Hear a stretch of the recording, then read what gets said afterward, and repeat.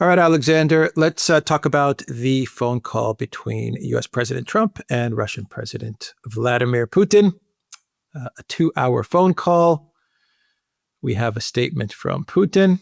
He spoke to the media. We have a Truth Social post from Trump.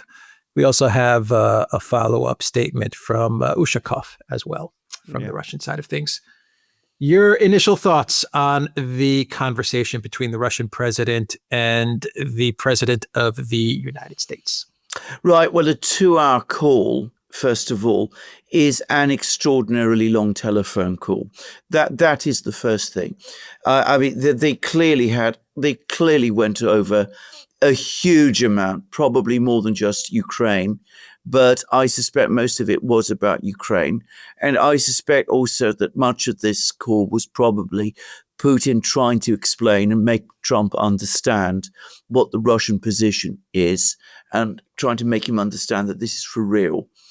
I think, this is my initial view, that a Trump-Putin summit is now probably coming over the horizon. I think that's probably now just a few weeks away. I think there's still some work to do, but it's probably that's where we're going.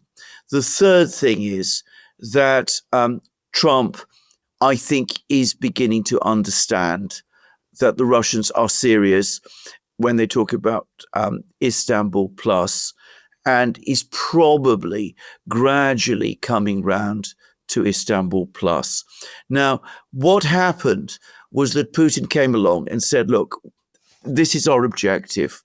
We are prepared to work with the Ukrainians. We want to get a memorandum of agreement organized that might include a ceasefire. But notice he didn't commit to a ceasefire. But the point is that it looks as if what the Russians and the Americans are going to try to agree with, perhaps between each other, but certainly, obviously, in the meantime, involving Ukraine, is that they're going to try to set up a timeline for these negotiations so that these various things have to be agreed by particular dates.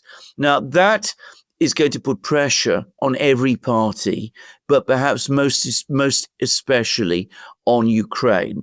And if Zelensky is unhappy about this and throws tantrums, which he's quite likely to do. He already is. Well, he already is, exactly. Yeah, I know, exactly. Well, we'll come to the Ukrainians. We'll come to that, yeah. We'll come to the Ukrainians in a moment. But I mean, he may find that, he's on the wrong side of Trump over that one. So, I mean, it's a challenging idea, but I think it was something that, and it's an unorthodox one, I should say. It's unconventional. I mean, when you do negotiations like this, you don't usually try to set out a timetable to get every point agreed. And there are risks for Russia in doing that too. And I think I should make that clear, because with every approach to the deadline, there's going to be a battle to try to get somebody or other to make concessions. And if they don't make concessions and if somebody gets blamed, it could go bad. But for the moment, at least, Putin has, I think, convinced Trump that he's serious about these negotiations. He's explained to Trump why this approach is the right one. And he's got, for the moment at least, Trump on side. I think that's why I think that a one-to-one meeting between the two is probably needed to actually get this thing fully understood between them. Now, the Europeans are very unhappy. I've been reading in the Financial Times that Trump briefed them about the call and that they are collectively stunned, that they don't like this at all. And as for Zelensky, well, he's furious. And who could be surprised? Because he's still not getting what he wanted. He's not getting the full American backing that he wanted. He's not getting the overall sanctions that he wanted. So he doesn't like this at all. And he's going to go on pushing back. The Europeans are very, very unhappy. Can I say that, obviously I'm still in Russia, but I keep up with what you've been doing and what others have been doing.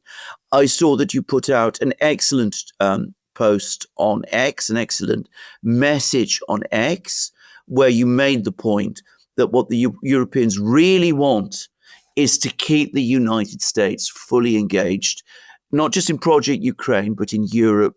They want the war and they want the confrontation to continue so that the United States can remain committed in some form to the globalist project. That is exactly correct. I agree with every word of your message. And of course, what has just been discussed between Putin and Trump goes into conflict with that. So the Europeans already telling the media that they are very unhappy with this call. The Ukrainians making no secret of the fact that they are unhappy with this call.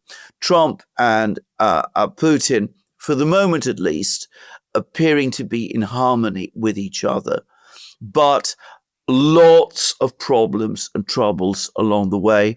I mean, this is only just one further step in what's looking to be a very difficult process. That's my take. Yeah, well, Ushakov said that the phone call was very well conducted, very friendly. He said that the two leaders, actually, he said that the two leaders were not hanging up. So that's what he actually said. He said they were not hanging up. You know, Trump was saying, you hang up, and Putin was saying, no, you hang up, something like that. Yeah. That type of scenario, like two friends actually talking. Now, whether you want to believe this, that's up to you. I mean, I'm just telling you what Ushakov said when he was talking to the media. I believe it because they got along during Trump's first term as well. And Trump made no secret of that he got along with Putin, and Putin has made no secret of the fact that he gets along with Trump. So obviously they like each other. The two, certainly. And I think this is perhaps something that isn't understood properly. I don't know how well Trump knows Putin. Putin has obviously researched Trump very thoroughly and clearly likes him. If Putin didn't like Trump, he would be responding to Trump in a completely different way. Putin likes Trump. He sees Trump as genuine and sincere and understands where he's coming from and wants to help him. So I think that probably played a big role in making the call succeed because Trump, of course, responds to that. I think one thing to say is the Russians, I am currently in Russia and I've seen again how the Russians organize things. They will have organized and prepared for this call meticulously. There will have been lots of discussions at the Kremlin with Ushakov, with probably the members of the negotiating team. They will have worked very, very hard to make sure that this call succeeded. Yeah, well, that takes me to my question, which is why is Putin making such a great effort to get along with Trump? I'm not saying he shouldn't. It's a question that you see pop up a lot, which is why is Putin going through all of these motions when it's obvious that the United States is not a mediator in this conflict. That's an excellent question. They are part of this conflict. They are the sponsor. They are the puppet masters of the proxy. Yeah. Of Zelensky. They control the Europeans. If they really want to exert influence on Zelensky and the Europeans, they absolutely could do it. If they really wanted to end this conflict, if they really wanted to tell Zelensky to stop and the Europeans to stop, there's no doubt that the United States could do it. Yes. They could do it in 24 hours. Yes. No doubt about it. None. So why is Putin going through the motions of this Russia, this, and I guess you can call it theater to a certain extent.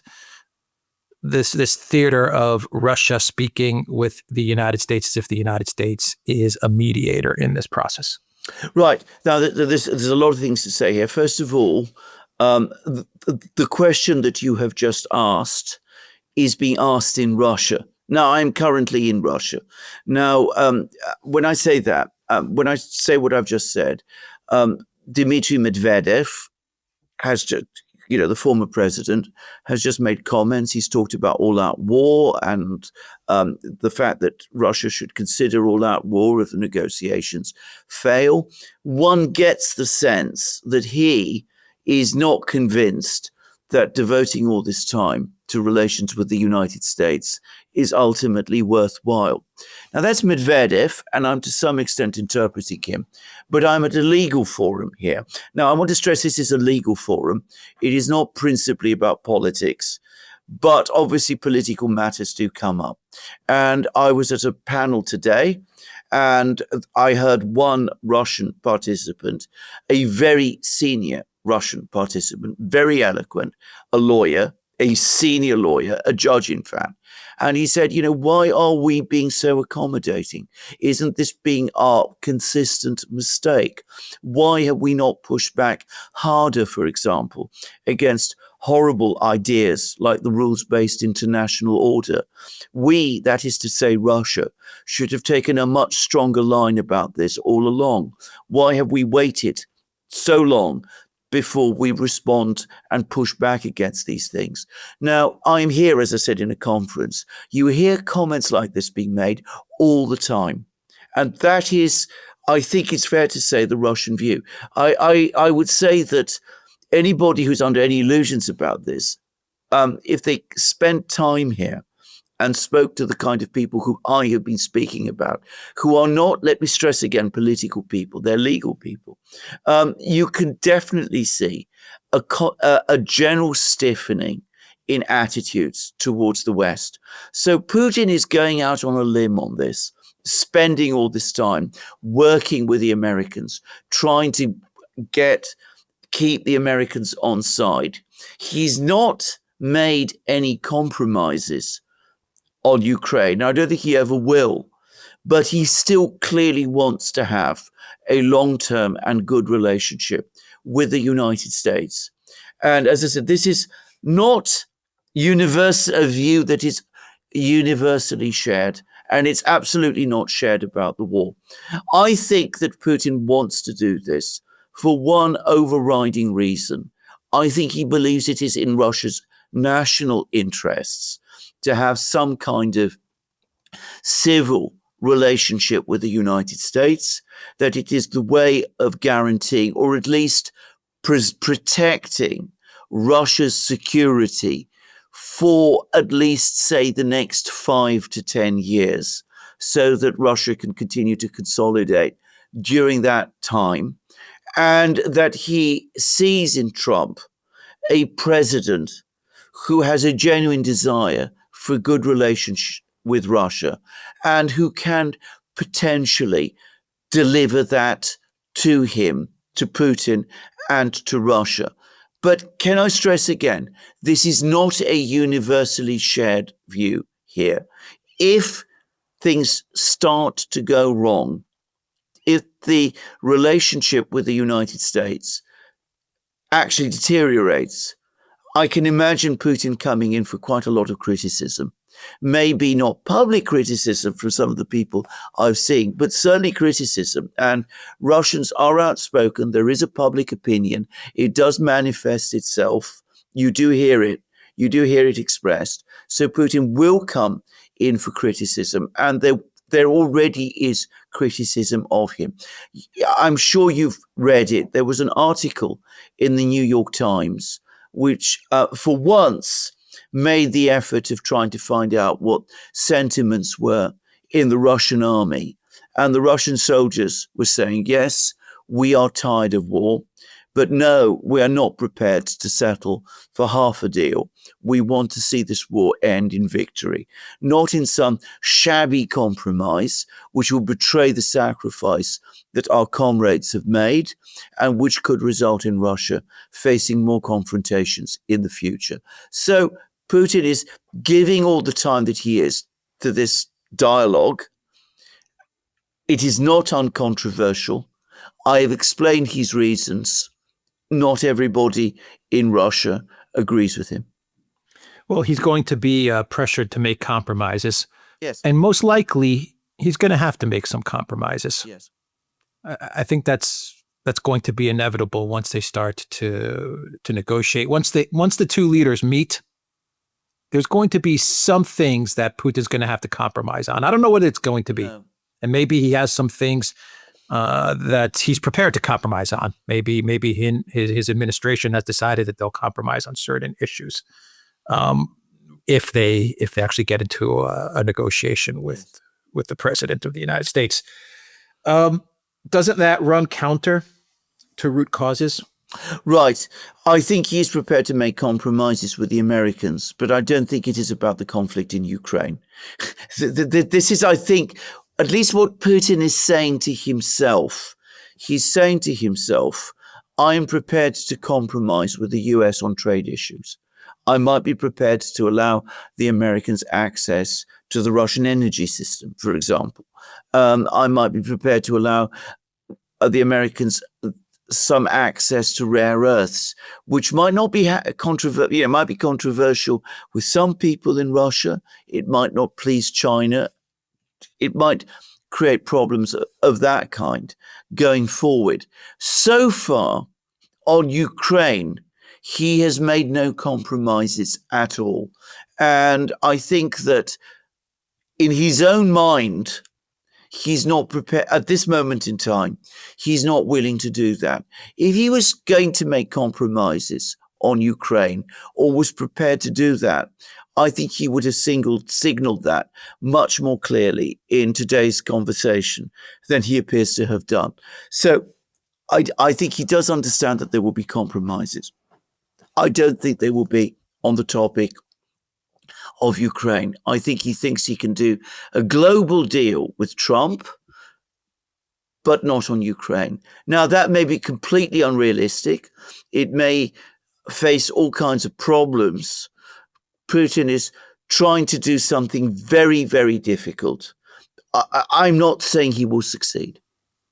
Right. Trump is saying that what he can give to Russia, the carrot that the United States can give to Russia, is business. Yeah. If Russia makes compromises on Ukraine. That's what J.D. Vance said in an interview. That is what the Trump administration is saying. We'll do massive trade. Actually, that's what Trump posted on Truth Social, to be honest.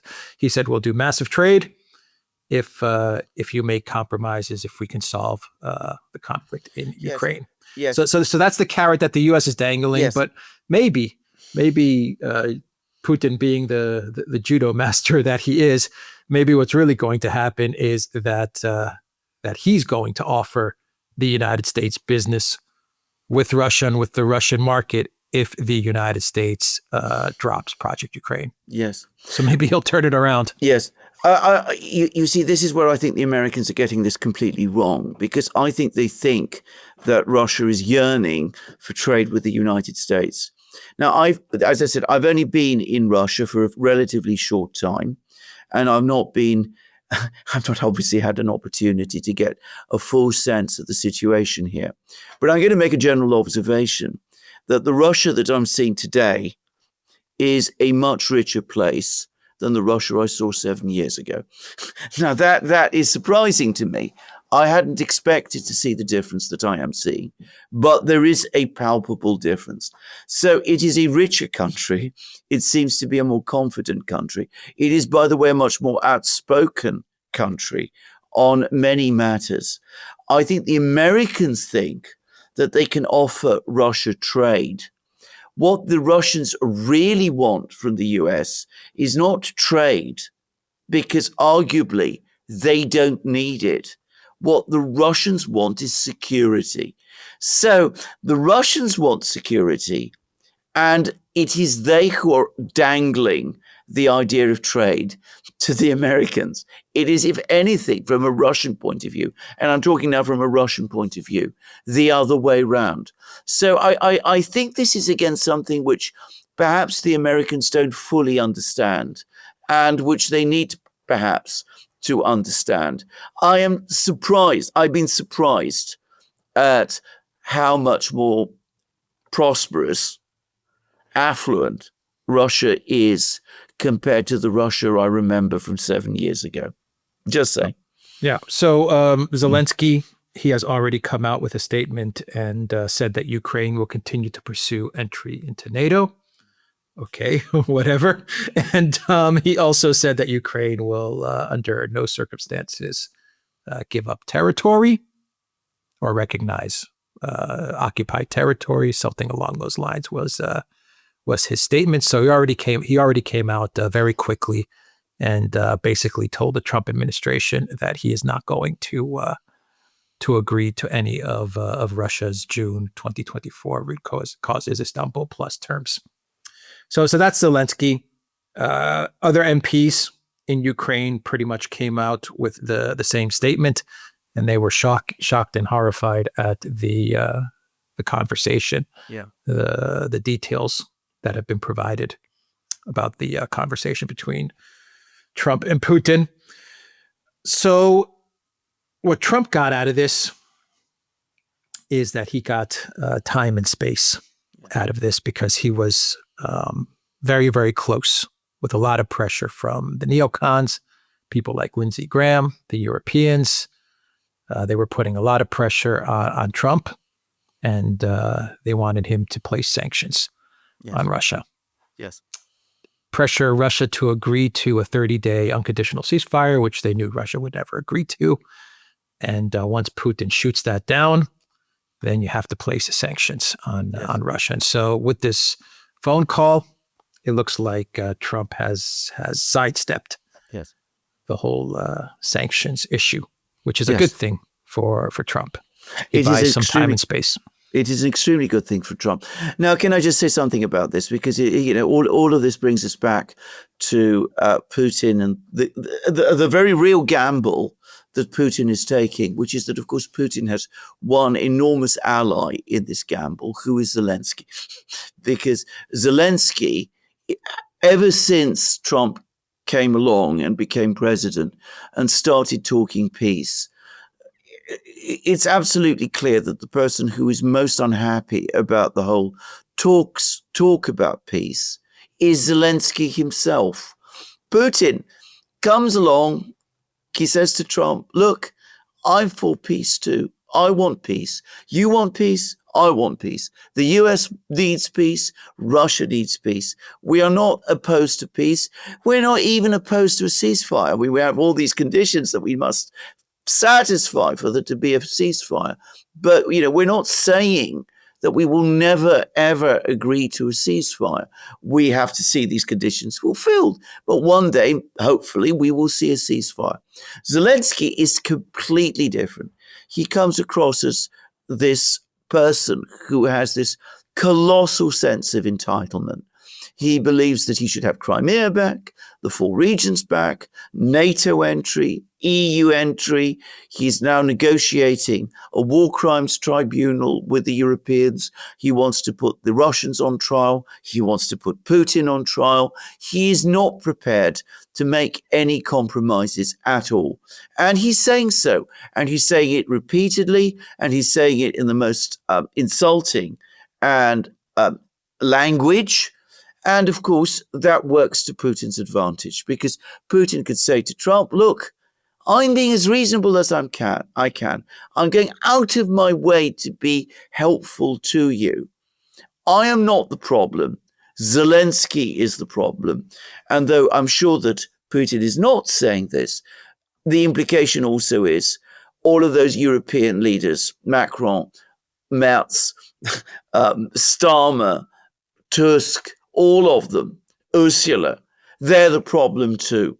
Because instead of helping you, their great ally and protector, they continue to back Zelensky, who is this major obstacle to peace. So, as I said, Putin has in Zelensky a genuine ally at the moment. Now, there is absolutely no doubt whatsoever that the big winner from this call is Donald Trump, not Vladimir Putin. Vladimir Putin has had to agree to a timetable and all of this to move the process forward. I doubt that if it was entirely left to him, he would have agreed to that. He's made no concessions at all, as we've discussed, but he's now tied himself down to the idea of a timetable. Trump did not want to impose sanctions on Russia. The Europeans and the neocons, people within his own administration like Kellogg and probably Rubio, Lindsey Graham in the Senate, were all maneuvering to box him in so that he imposed these massive sanctions, punitive sanctions on Russia. Now, if that were to happen, a number of things would have followed. Firstly, the Russians would have ridden out the sanctions. I mean, I think that's a critically important thing to say. There are still people who simply won't accept that, but I have absolutely no doubt that that is the case. That's the first thing. The second is that with sanctions like that, legislated by Congress, they are almost impossible to remove. So a rapprochement between Russia and the United States would have become impossible. The prospect of it would have gone forever. Going back to what you said in your X message, the Europeans would have got what they wanted. They'd have got a permanent confrontation between Russia and the United States. The United States would have been permanently locked into Europe. It would have been permanently locked into supporting the globalist project, even though it's a project that Trump himself personally detests. So this agreement avoids that, and that's good for Trump. But there is something else to say, which is that, of course, if there had been sanctions, if there had been a complete rupture in relations between Russia and the United States, the peace talks in Istanbul would have collapsed. The Ukrainians would have seen no reason to continue with them. The Russians would then have moved on with the war. The war would continue to a victorious conclusion from the Russian point of view. Kiev would have fallen. Trump would have been left with a Saigon moment. And as you said previously, in other programs we've done, all of these people, Lindsey Graham, Kellogg, all of them, the people who advocate for this hardline policy, would have turned round on Trump and blamed him. So he would have potentially destroyed his presidency, destroyed the possibility of a rapprochement with Russia, locked the United States into indefinite support for Europe, keeping American troops indefinitely in Europe, and through actually pretty deft maneuvering over the last 10 days, Putin provided the off-ramp, but Trump had the skill and intelligence to use it. Through pretty deft maneuvering, Trump has avoided it. And he's come out of this conversation with Putin in a stronger position than he was when he went in. Yeah, I agree with that. Putin has made no concessions, but he did agree to a timeline. Yes. And it's important to point that out. And Yes. there are many risks. There are many risks for Putin and Russia agreeing to this timeline. So I mean, I just say, going forward, what Putin will need to do if he is to avoid being blamed for the collapse of the talks. And there are some people in Russia who wouldn't be bothered, by the way, if Russia were to blame for the collapse of the talks. They'd say, well, why are we wasting our time with these talks anyway? Well, I don't think that's what people are worried about in Russia. No, on the contrary. I think people are worried about Putin might make concessions. Yeah, exactly. But from Putin's point of view, if he wants to maintain the momentum, you're absolutely right, by the way, in what you just said. If Putin wants to maintain the momentum towards some kind of rapprochement with the United States, he will need to continue to maneuver in a way that ensures that the blame for any failure to fulfill the timeline rests with Zelensky. And Zelensky seems determined to help Putin to achieve that. It is still a risk. There is still a gamble there. Putin is taking risks, more risks than many people in Russia like, but he's the president of Russia. That is his decision. And for the moment, he is in control and is able to make these decisions, and he's just made them. Well, that's what's going to bother a lot of people, is that Putin is taking risks. Yes. in order to normalize relations with the United States and Yes. to accommodate Yes. Trump. Yes. And and a lot of people are viewing this as Putin Yeah. accommodating the side that escalated and fueled this conflict, Yes. going back to 2014 and even before then. Yes. That's why you always get the question: why is he doing this? Why is Putin going along and Yes. pretending as Yes. if the United States is the mediator Yes. in all of this? Yes. It is theater, Yes. and Putin is playing a part in this theater. He's participating Yes. in this theater. Yes. There's no doubt about that. Yes. Yeah, I mean, No, absolutely not. I mean, so far, he's played his role with immense skill. But there are lots of people in Russia, and I cannot emphasize this too strongly. As I said, I am here. I'm getting a sense of the sentiment here. There are lots of people in Russia who say, yes, you're performing this play very well, but why are you bothering with the play at all? What is the sense of this? I mean, ultimately, we can't trust the Americans. So why are we wasting our time with them? I mean, you're going to open yourself up to pressure to make concessions in the future. Yes, you don't intend to make those concessions, but why are you opening yourself up to the pressure of being asked to make those concessions at all? Isn't that an inherently risky position to take? So that criticism exists. There is no doubt about it. I am sure it is being made in the Kremlin as well. That is why, by the way, when the negotiating team was chosen to go to Istanbul, the military clearly insisted on having their own top people, many of their own top people, included in the negotiating team, and why they also insisted in this extraordinary meeting that happened in the Kremlin that all of them, the entire military, all the commanders of the groups of forces, should be present and should participate in the discussion. So you can see that there is tension and nervousness about this in Russia. And this telephone conversation is not going to allay that.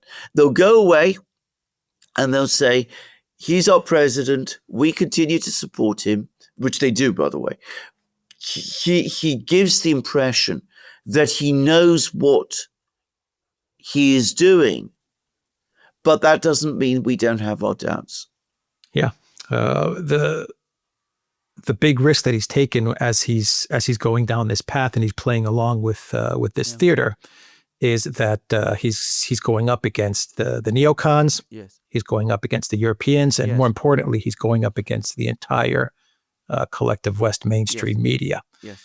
And we saw how they twisted and just flat out lied about the speech that he made last Saturday evening, when he called for the negotiations between Russia and Ukraine, and they completely twisted that around. Wow. And they turned it into Zelensky being the peacemaker and Zelensky saying that he will meet Putin in Istanbul, and it was Putin that didn't show up. Yes.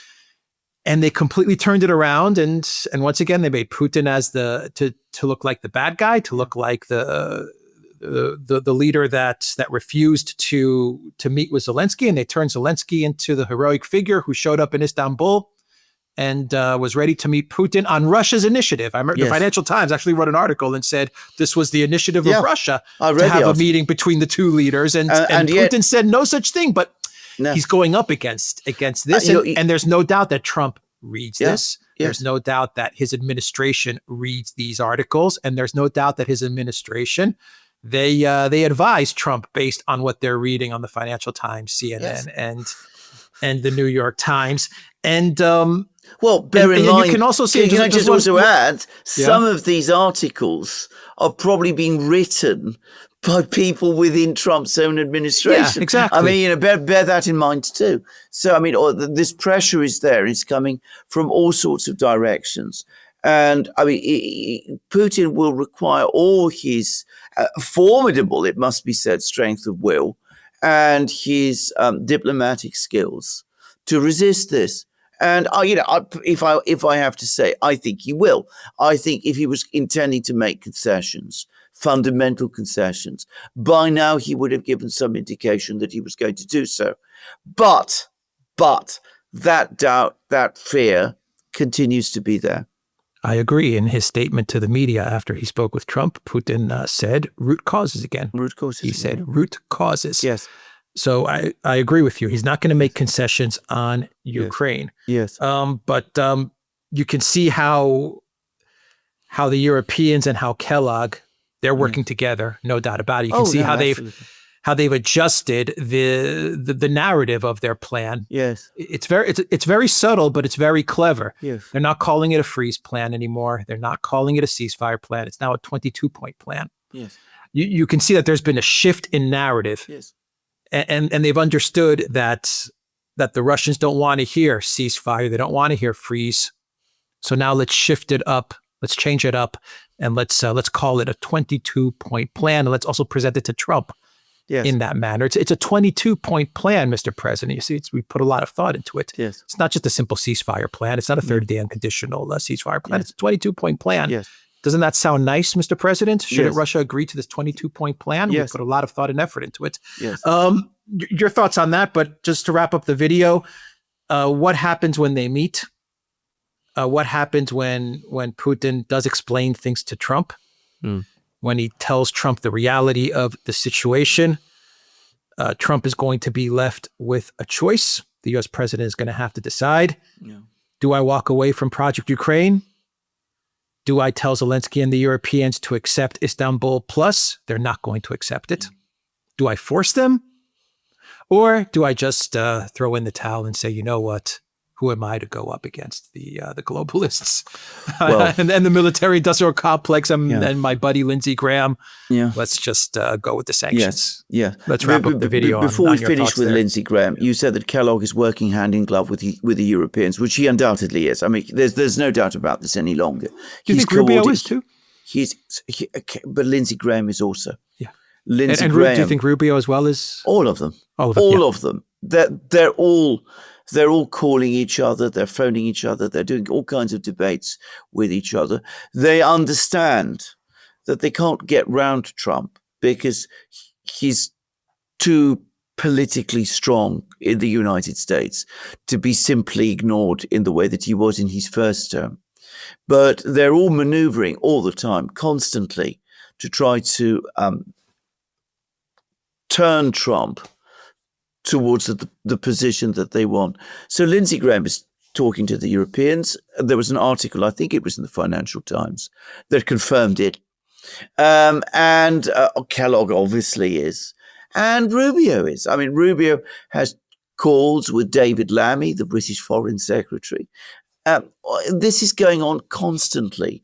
And all the time. And you're absolutely right about the 22-point plan. I mean, the one that now they put together, it's no longer a freeze, as you said. It's no longer just a 30-day ceasefire. It's a 22-point plan. Now, however, and this brings us back to Putin, presumably this 22-point plan was sent to Putin. And he apparently rejected it outright. And he refused to host Witkoff when Witkoff was apparently being sent to Moscow to talk about this.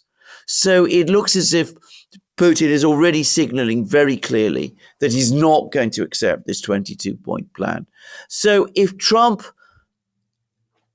wants to go ahead with the 22-point plan, he has to know by now, he must know by now, that he will be acting against Putin's wishes and that that this will lead him into a confrontation with Putin. Now, the big question is, what ultimately is Trump going to do? He apparently feels that he can't just sack Kellogg and ignore Rubio and tell the Europeans to get lost. He's playing with them all the time, despite the strength of his political position. And of course, this opens this whole problem up to this constant intrigue that we've been seeing play out ever since January. Now, I have to say this. There will come a point in time when he does have to make a decision. Does he go along with what Putin is telling him, that, the Russians are trying to find a way out, that it's the Ukrainians who are the obstacle, that the Europeans are supporting the Ukrainians, which they obviously are, and that this is the reason why this thing is getting stuck in the way that it was? Or does he capitulate to the neocons and the Europeans and the Ukrainians and go for the all-out sanctions against Russia? I think that Trump doesn't want to make that decision. And I think he's bought himself a few more months or weeks of time before he has to make it. But this can't go on indefinitely. At some point, if Putin remains firm, which I expect he will, the decision will be forced on him. He'll have to choose one way or the other. So, I don't know what he's going to do. What I will say is this. He clearly doesn't want to go with the neocons. I mean, his instinct, probably his instinct more than his knowledge, because one senses that with Trump, he doesn't go into the details of things very minutely. One of the reasons why I think Putin might want to meet with Trump is because this will be Putin's opportunity to go through the details with Trump. But anyway, I think Trump's instinct tells him going with Lindsey Graham, imposing these massive bone-crushing sanctions against Russia is going to be a disastrous mistake. If we go there, we will not break the Russians. We will create all kinds of problems for ourselves with China, with India, with all kinds of other countries. And on top of that, we are going to lose in Ukraine. And that Donald Trump, will be the person who gets blamed for it. He probably isn't articulating it to himself in the kind of structured way that I have done. But I think that is his instinct. But Trump, when he follows his instincts, tends to get things right. When he listens to advice or tries to think the matter through too much, he sometimes can go seriously wrong. He's one of those rare people who's better following his instincts than trying to calculate his way through a problem. All right. Well, the decision's coming quickly. Yeah. It's fast approaching. It's fast approaching. I mean, he's probably, I'm going to make a guess. He's probably, he may think he's bought himself months. I reckon 3 weeks at most. Yeah. And Russia will continue to fulfill the objectives of the special military operation one way or another. Whether it's through diplomacy or whether it's militarily. Yes. And they've said as much. Well, exactly. Well, I mean, this is, by the way, a very Russian thing. I mean, this is a point to always make about Russians. The Russians don't see diplomacy as an alternative to war in the way that perhaps the tradition has been in the West. They understand. Remember our first program, almost our first program about when the war began, that they're Clausewitzians. Mm-hmm. They see diplomacy and war as two instruments that are used alternatively and simultaneously in order to achieve the state's objectives. So that is in effect what they're doing. All right. We will end the video there. The Duran.locals.com. We are on Rumble, Odyssey, Picture, Telegram, Rockfin, and X. Go to the Duran shop, pick up some merch like what we are wearing in this video update. The link is in the description box down below. Take care.